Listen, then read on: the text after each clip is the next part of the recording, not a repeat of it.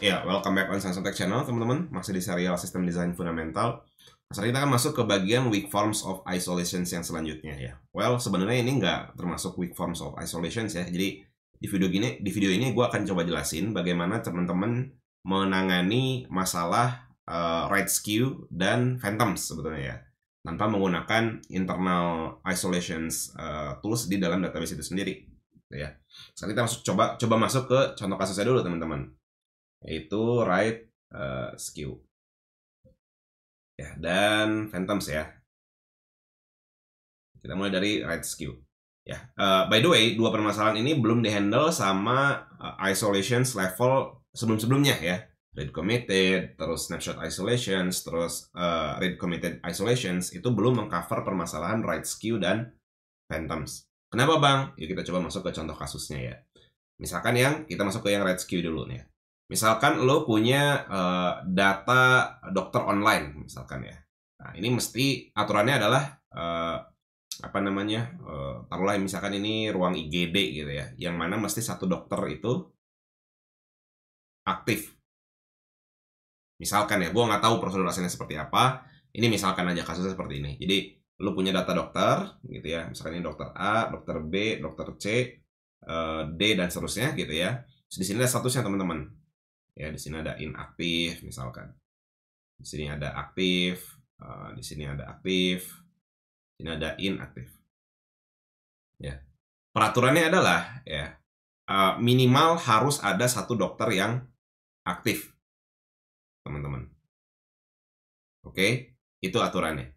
Nah, misalkan si B dan C ini, ya dokter B dan dokter C ini pengen sama-sama istirahat gitu, tapi mereka nggak saling tahu nih, karena mereka ada di ruang terpisah gitu ya. Nah, aturannya hanya harus boleh minimal satu dokter aktif, teman-teman. Nah, ketika mereka saling nggak tahu dan mereka let's say di aplikasinya gitu ya, mendeaktivasi secara bersamaan gitu ya, nah, database gimana caranya bisa tahu kalau misalkan si C itu tetap aktif, si B itu tetap aktif antara salah satunya gitu ya. Padahal mereka kan ya, kalau misalkan mereka melakukan update, berarti kan ke row-nya masing-masing kan. Ya dong. Si B akan melakukan update ke si row-nya si B gitu ya, maka grab the log si B gitu. Si C juga akan grab the log si C. Ngerti ya maksudnya ya? Mereka akan tiba-tiba saling sama-sama deactivate gitu ya, inaktif gitu. Nah, ini kan melanggar aturan ya. Harusnya kan minimal harus ada satu dokter yang aktif. Ya, nah ini yang dinamakan sebagai right skew, teman-teman. Jadi si B gitu ya, right ke row-nya si B, si C juga right ke row-nya si C, tapi mereka ini padahal saling informasi mereka tuh saling dependen gitu. Kebayang ya? Karena si B harus tahu bahwa C sebenarnya masih aktif nih gitu. Maka gue boleh deaktif gitu. Si C juga sama. Si B aktif nih, gue boleh deaktif gitu. Mereka saling ketergantungan datanya. Tapi pada saat mereka nge-insert, mengupdate gitu ya, update dari aktif jadi inaktif, mereka lakukan secara bersamaan, ya udah, mereka saling nggak tahu, akibatnya jadi saling inaktif. Ya, dan ini melanggar aturan ya, padahal harus boleh minimal harus ada satu dokter aktif. Sampai sini paham ya? Ini dinamakan sebagai right skew, teman-teman. Nah, cara mengatasinya gimana? Caranya adalah yang pertama adalah melakukan row level locking. Ya. Ini bisa. Jadi, pada saat si B mengupdate, grab the log yang semua dokter yang aktif, teman-teman. Ngerti ya maksudnya ya? Jadi, pada saat si B masuk, dia akan grab the log si B dan si C, sehingga pada saat si C mau write gitu ya, dia nggak bisa karena lognya lagi dipegang sama si B. Kalaupun deadlock gitu ya, ya udah, pastikan deadlock itu kan salah satu akan di-abort transactions-nya ya kan, which is itu yang kita mau sebetulnya kan. Jadi ketika terjadi race conditions pun gitu, ya udah nggak masalah, abort aja transaksinya. Toh emang nggak boleh gitu, paham ya? Toh emang nggak boleh si C ini nulis langsung, itu nggak boleh karena B lagi mendeaktivasi dirinya gitu. Ya kalau lu mau, ya karena locknya lagi dipegang sama si B, ya tunggu dulu si B beres transaksinya. Kalau beres transaksinya berarti udah inaktif, lanjutkan ke transaksi sini. Nah, udah dilanjut, kita udah tahu bahwa oh nggak boleh nih, ternyata udah inaktif. Karena kan si C juga akan grab the lock si B kan kalau menggunakan role level locking, ya kan? Cuman konsekuensinya gitu ya di dalam kasus ini ya cukup ideal ya menggunakan ini gitu ya. Cuman teman-teman harus mempertimbangkan masalah deadlock. Ya, kalau teman-teman nggak mempertimbangkan masalah deadlock serta timeoutnya, ini akan kena penalti performance yang cukup tinggi teman-teman. Ya, jadi mereka saling nunggu gitu ya. Terus terjadi deadlock, ya udah gitu ya. Deadlocknya gimana bang? Misalkan gini, ya ini dokter A, ini B, C, D. Tadi kan si B sama C ya yang awalnya aktif, pengen jadi inaktif, ya kan? Pada saat si B melakukan transactions gitu ya, transaction 1 lah contoh misalkan, ini terus si C ada transactions 2, transaction 1 grab the lock B dan C harusnya kan, ya kan, kalau pakai row level locking tadi kan, kita ambil semua dokter yang aktif, kita grab the locknya, biar kita beresin dulu, kita hitung dulu bahwa oke, ada nggak yang aktif nih, gitu. Kalau masih ada, yaudah kita inaktif. Ya, harusnya kan gitu kan. Masalahnya kalau mereka melakukan ini dalam waktu yang sama, bisa jadi gitu ya, grab the lock lock si B ini dipegang sama si B, lock si C dipegang sama si C gitu. Maka pada saat si B minta lock si C, ya nggak bisa, dia harus nunggu si C beres dulu. Sama dengan si C juga mau grab the lock the B gitu ya, mau ambil locknya si B, tapi nggak bisa karena si B locknya si B udah dipegang sama si B gitu. Maka dia harus nunggu dulu si B kan. Nah, deadlock. Ya, bayangin kalau ini datanya banyak teman-teman. Ya ini cuma baru 2 gitu ya. Kalau lu punya data dokternya banyak, kayak gimana gitu kan. Nah, jadi locking yang bisa dikonsider lebih lanjut adalah table level locking. Nah, seperti yang gue bilang di bagian database level locking ya.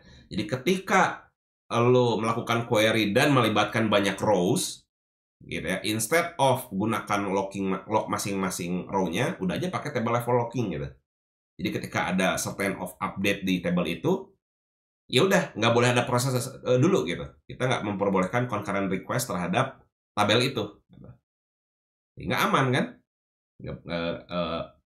Transactions yang berikutnya pasti harus nunggu transactions yang sebelumnya beres dulu. Gitu.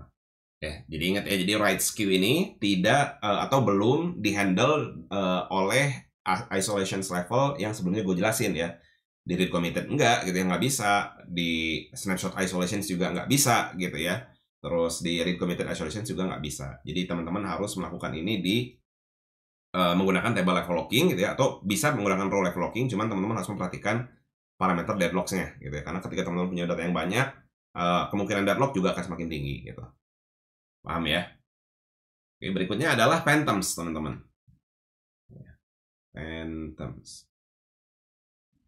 Phantoms ini mirip-mirip kayak write queue, cuman datanya belum ada gitu. Kalau teman-teman bingung, kita masuk ke contoh kasus ya. Misal, gue punya ruang meeting ya.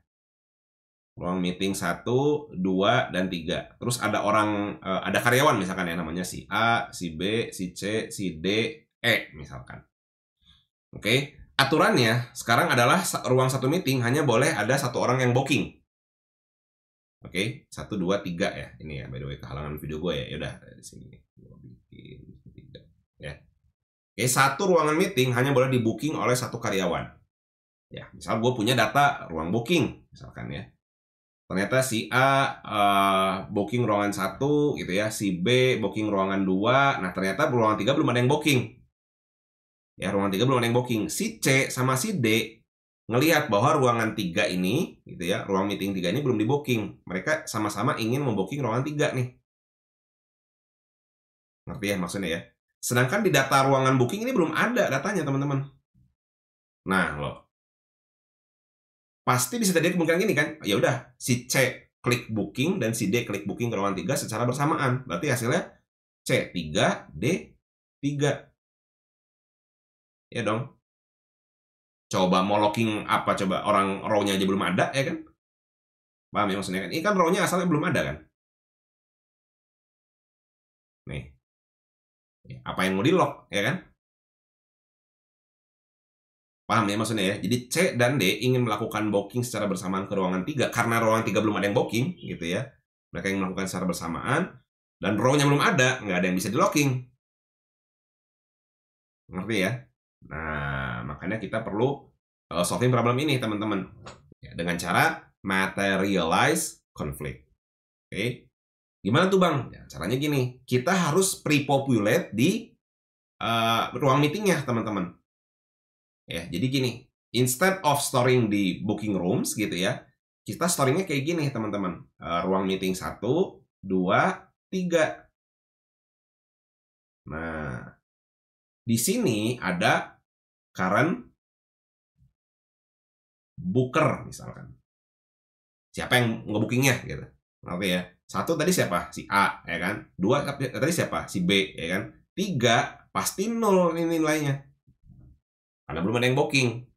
Maka ketika si C dan si D ingin ya, mengupdate ruangan booking, mau booking ruangan 3 ini gitu ya. Ya mereka tetap harus rebutan lock, teman-teman. Ya kan? Jadi ketika si C ingin update atau booking ruang 3, dia harus grab lock duluan gitu ya, atau si D grab lock duluan. Ya siapa yang dapat locknya duluan, ya dia yang menang di sini gitu. Ngerti ya? Maksudnya ya.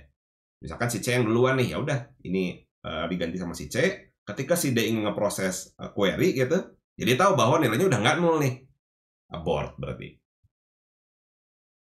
Paham ya? Nah ini yang disebut sebagai materialize conflict. Oke, jadi teman-teman harus pre-populate dulu di dalam ini ruang meetingnya gitu ya. Jadi data ruang meetingnya lu pre-populate dulu. Jadi lu kumpulin dulu, terus lu bikin siapa nih pemegang row ini pada saat ini gitu ya. Kalau misalkan nggak ada ya nol, kasih nol aja gitu. Paham ya? Nah ini sama seperti contoh kasus dari unique email ya. Kalau teman-teman tahu bahwa email itu kan harus unik ya. Oke, gimana kalau misalkan taruhlah ini si C dan si D ini berebut email misalkan A atau keren misalkan ya keren@gmail.com misalkan. Ya. Di row-nya ini nggak ada kan? Email dengan keren@gmail.com ini belum ada. Berarti ada kemungkinan si C dan si D menekan tombol keren@gmail.com itu ya, meregister keren@gmail.com ini secara bersamaan, betul nggak? Ya, dan mereka akan mempunyai email yang sama karena dilakukan pada saat waktu yang bersamaan. Oke. Nah, ini ada dua cara untuk nge-solve-nya gitu kan. Kalau misalkan kita pre-populate entire email di dalam database kita nggak akan muat pasti dong. Email kan kemungkinan banyak banget kan. Sebenarnya itu aja udah menunjukkan bahwa kemungkinan terjadinya penulisan email yang sama dan ditekan dalam waktu yang sama gitu, diregister dalam waktu yang sama juga kecil sebetulnya. Cuman ini mungkin terjadi, teman-teman. Paham ya? Berarti cara kita mengantisipasinya, kayaknya bukan pakai materialize conflict. Ya, karena kalau kita pre-populate all of the emails, kayaknya nggak akan muat gitu ya. Ya udah, caranya adalah pakai aja table, level, locking. Ya. Terus kita search by index. Bahwa ini udah exist belum? Gitu. Ngerti ya? Jadi emailnya kita indeks, teman-teman. Bang, emang apa pengaruhnya pakai indeks? Silahkan tonton di videonya di bagian indeks ya. Gue jelasin gimana cara indeks bekerja. Oke, jadi ini bisa mempersingkat pencarian email kita, gitu ya. Pada saat sudah ketemu emailnya gitu, apakah exist atau enggak, ya lock dulu gitu. Selama proses itu ya di lock dulu tabelnya gitu, nggak boleh ada yang masuk gitu. Ya, paham ya? Jadi kita udah belajar tentang dua problem baru, ya, yaitu right skew, ya, ini dan phantoms.